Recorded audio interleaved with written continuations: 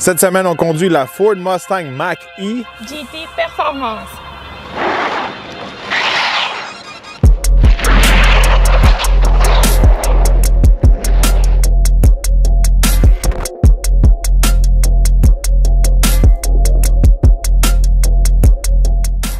Cette semaine, avec nous, on a le modèle GT Performance. C'est vraiment le top côté performance pour la Mach-E.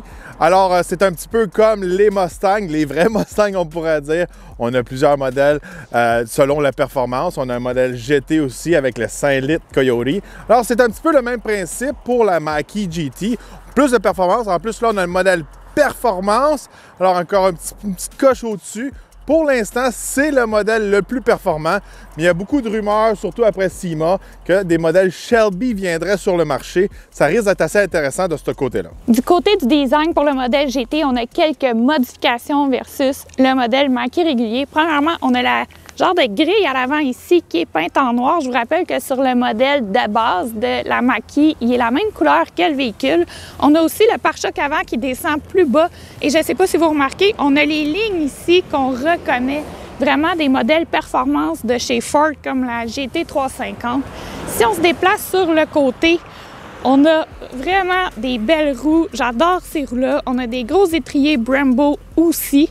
Si on poursuit, on a des très belles lignes et j'adore le mix de couleurs du jaune et du noir. Ça fait vraiment ressortir tous les traits du véhicule. Et si on passe à l'arrière, c'est le seul endroit sur tout le véhicule où on retrouve le logo GT. Du côté de la valise, on n'a pas de surprise. C'est la même chose que les autres modèles de Mach-E. On a quand même un bon espace, mais ça demeure quand même un espace limité parce que c'est un modèle coupé. Pour ce qui est de l'espace à l'arrière, on retrouve quand même un bon espace. Donc là, je suis assise derrière Jules qui a conduit la dernière fois. Vous voyez, j'ai beaucoup d'espace pour mes jambes. À l'intérieur du banc, à l'arrière, c'est renfoncé. Donc c'est vraiment, tout est calculé pour gagner de l'espace. Puis avec le toit tout en verre, on gagne aussi un peu plus d'espace pour la tête. Puis les bancs sont quand même très confortables. Je suis agréablement surprise par l'espace à l'arrière de la Mach-E. Sous le capot, on retrouve un fameux frunk qu'on appelle. On n'a pas de moteur. On a un espace cargo. On a aussi une plug pour drainer le fond. Alors, si on veut mettre de la glace, on a du liquide qui a coulé, facile à drainer. C'est super pratique. Côté performance, côté puissance, on a deux moteurs électriques, un à l'avant et un à l'arrière. Alors, c'est un système intégral pour la Mach-E GT Performance.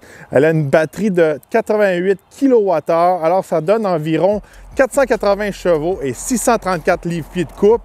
Pas de transmission, c'est une vitesse, un modèle électrique. Mais avec 634 livres-pieds de courbe, ça devrait être assez intéressant à tester sur la route.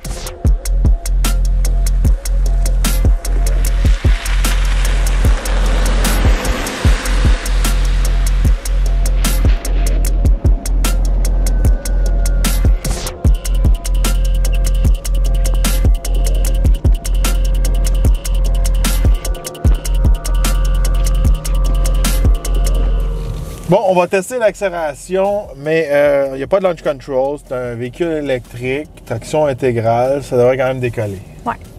Modèle de performance. Oui.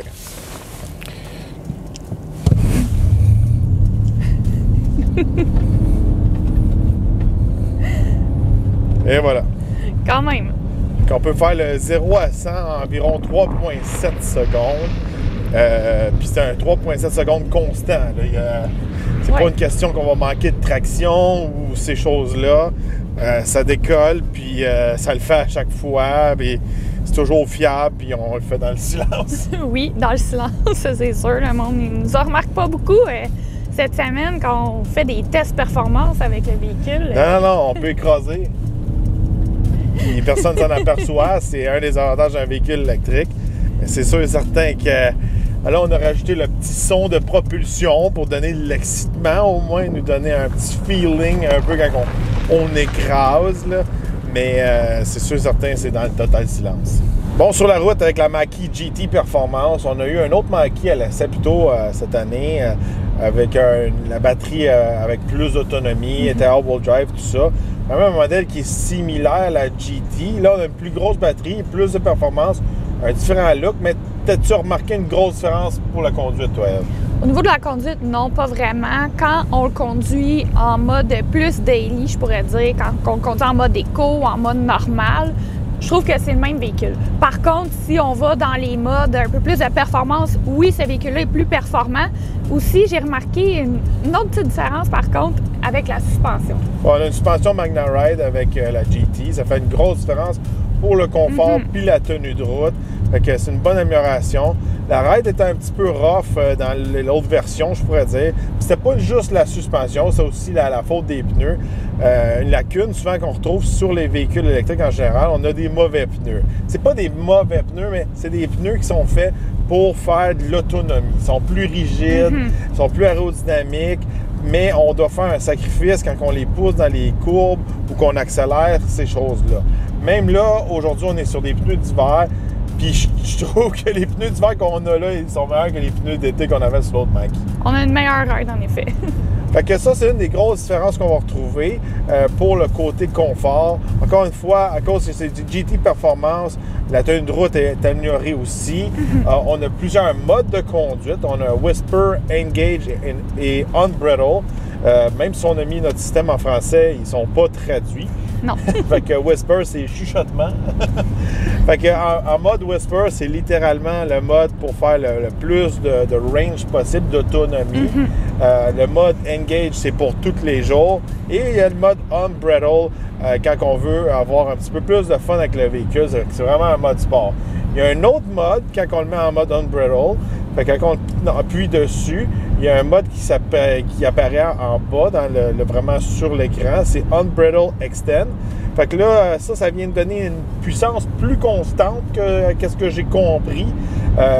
On n'a pas pu le tester parce que c'est un mode que s'il ne fait pas en bas de... Je pense qu'il faut qu'il fasse en haut de 15 degrés. Chose que comme ça, on ne peut pas l'utiliser. Fait que là, on n'a pas pu le tester cette semaine parce que c'est trop froid ici au Canada à l'extérieur. À l'intérieur du véhicule, on a des finitions en tapis en Suède. On a aussi des motifs géométriques un peu sur le tableau de bord qu'on retrouve sur les bancs. Une des grosses différences pour le modèle GT, on a des meilleurs sièges. C'est des gros sièges qui ont du bon support, mais en même temps sont confortables. Oui. Fait que ça rajoute beaucoup au confort. On a un logo GT ici sur le coudoir.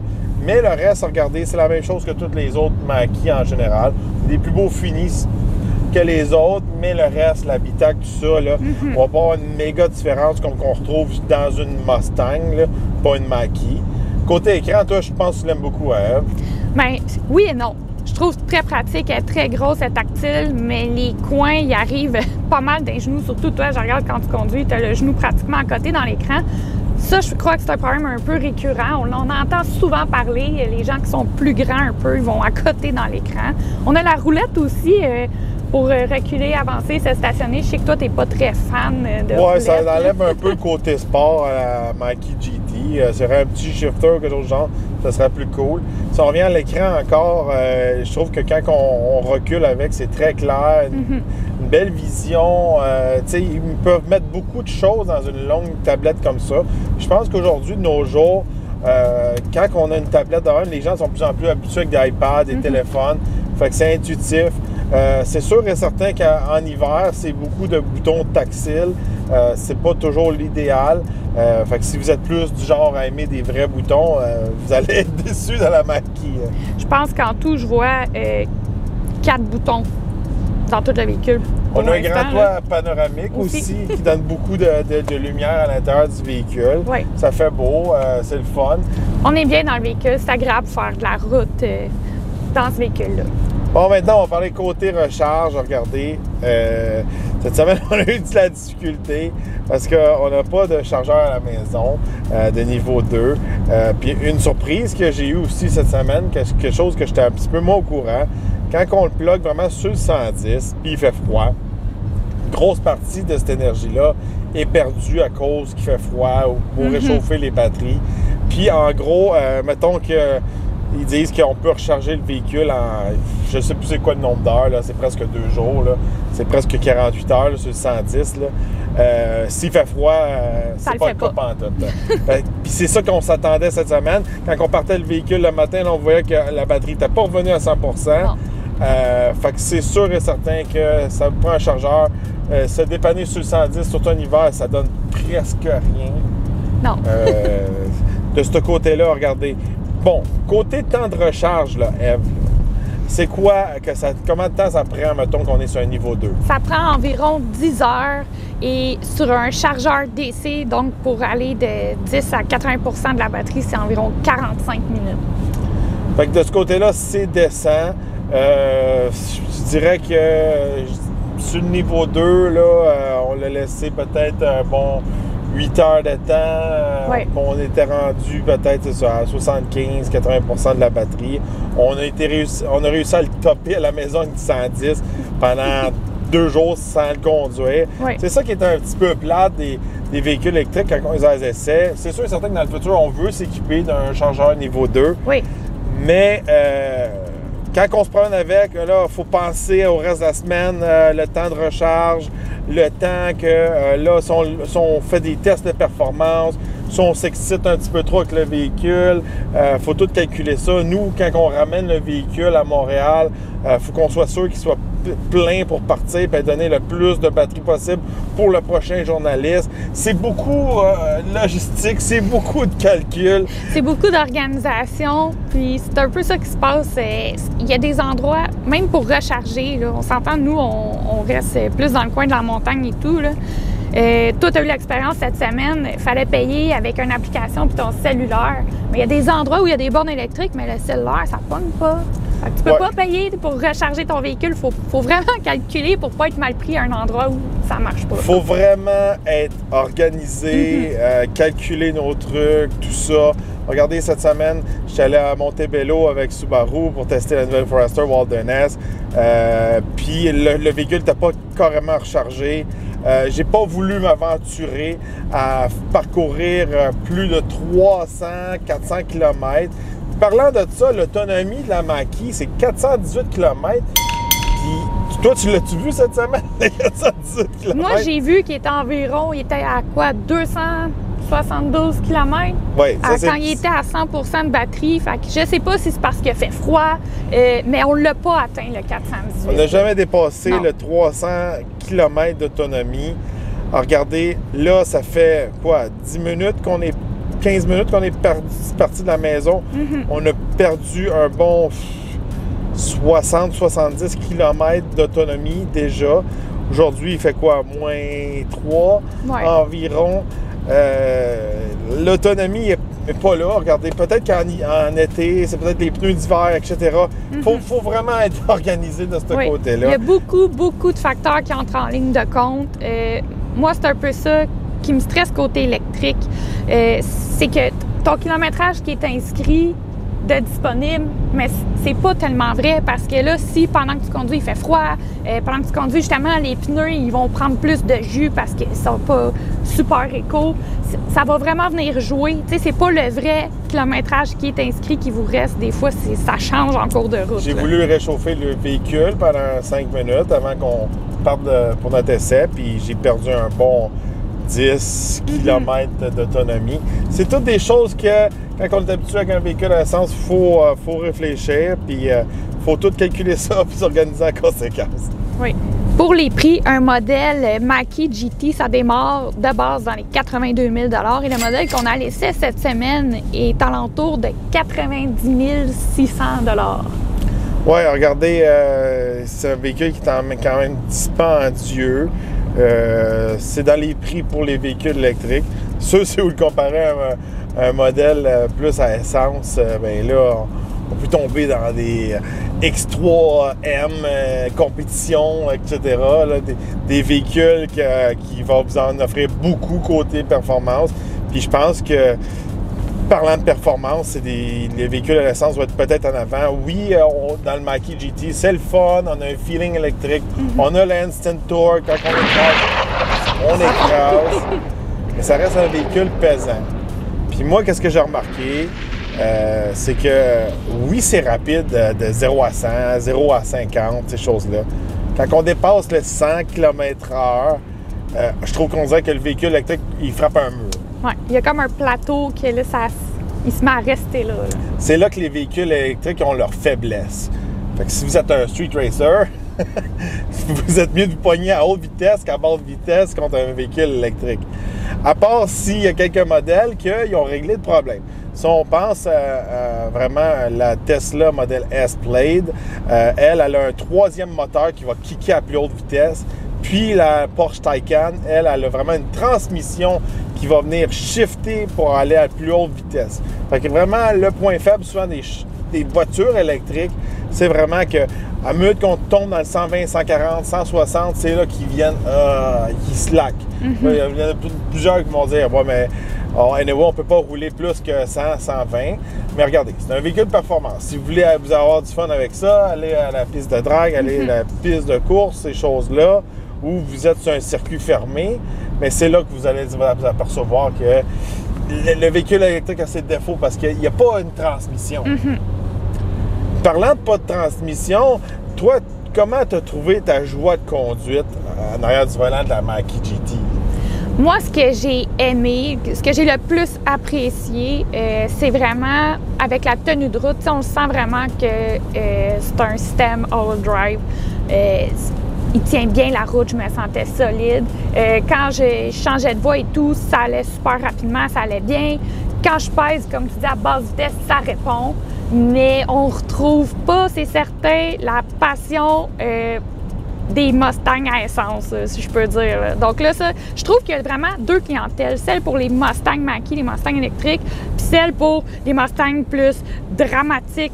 Parce que quand on monte dans les modèles à essence, dans les GT, les modèles plus de performance, on en parlait justement, tu es un ancien propriétaire de Mustang, on retrouve plus de drama, plus de bruit, plus de moteur. Oui, mais c'est ça. Je pourrais dire là, que quand vous êtes derrière le volant, là, côté strictement performance, pas le confort, la suspension, ces choses-là, entre un Mach-E comme celui qu'on a essayé, le blanc qu'on avait plutôt à l'essai, puis celui-là, bien, si on ne l'écrase pas, puis on ne le met pas en mode on-brittle, pas de méga différence. C'est juste vraiment... c'est un peu comme une voiture téléguidée. Il y en a un qui a une batterie un peu plus forte que l'autre, puis l'autre va être un petit peu en avant. Quand on est dans un Mustang à essence, puis on est dans un modèle de base, après ça, on tombe dans un GT ou on tombe dans un Shelby ou un Shelby GT500, il y a des méga gaps. Puis plus qu'on monte dans l'éventail de performance, plus qu'on va avoir une expérience, plus qu'on va avoir du drama, on va avoir du son de l'exhaust, on va avoir une meilleure transmission. La même chose là, quand on passe de la GT350 à la GT500, on passe à manuel. L'autre, on va avoir vraiment une espèce de transmission double cloche très avancée dans la GT500. Puis, je trouve que dans la GT, à part le look et plus de puissance, il manque un espèce d'épice. Il manque du drama. Faut pas oublier aussi que c'est sûr et certain, c'est pas la même chose. Mais c'est une Mustang, on n'a pas le choix de les comparer avec d'autres Mustangs. Un GT coûte beaucoup moins cher que celui-là. Là, le GT, Mach-E, performance, tout le kit dedans, on se rapproche... on est juste en bas du GT500. On joue dans les tales, littéralement, d'un GT350, beaucoup plus cher qu'une Mach-1. Je pense que moi, j'ai eu plus de plaisir en arrière de la Mach-1 que la Mach-E GT. Oui, je pense un peu c'est le problème actuellement qu'on retrouve avec les gens qui sont vraiment des puristes de Mustang. C'est pas tous ces gens-là qui vont triper sur la Mach-E, mais comme je dis, moi, je suis persuadée que c'est deux clientèles totalement différentes. Oui, mais tu sais, regardez, pour conclure un peu, moi, je trouve que la Mach-E GT Performance qu'on a essayé cette semaine, c'est de loin le véhicule électrique le plus fun qu'on a conduit jusqu'à présent. Je suis tout à fait d'accord. Le plus beau, le plus confortable. Fait que dans la section électrique, je pense que c'est notre préféré. Oui. Peut-être pas le meilleur achat.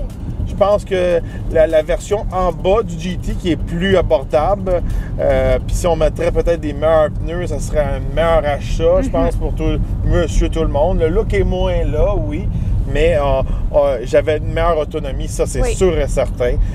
Oui, on n'était pas l'hiver, mais l'autonomie était vraiment meilleure. Oui. Puis pour le sacrifice de la performance, même si je suis un gars de performance, qu'est-ce qui est plate à dire cette semaine, c'est que je pouvais pas avoir de fun avec parce que j'étais tout le temps comme ben là, je vais sacrifier mon autonomie, puis là, ça va prendre plus de temps à recharger, puis là, faut que je deal avec d'autres affaires plus tard, puis ci, puis ça, puis... Fait qu'en gros, c'est ça. Quand on a un Hellcat ou un GT ou une Corvette, ces choses-là, qu'on prenne plus de gaz, c'est pas grave, on va retourner à la station-service, on remet du gaz, puis c'est fini. Là, c'est comme, faut dealer avec les conséquences d'avoir le pied pesant. Oui, en effet. N'oubliez pas de vous abonner, n'oubliez pas de liker et partager la vidéo. Ça nous aide toujours beaucoup et on se retrouve dans un prochain Essai routier.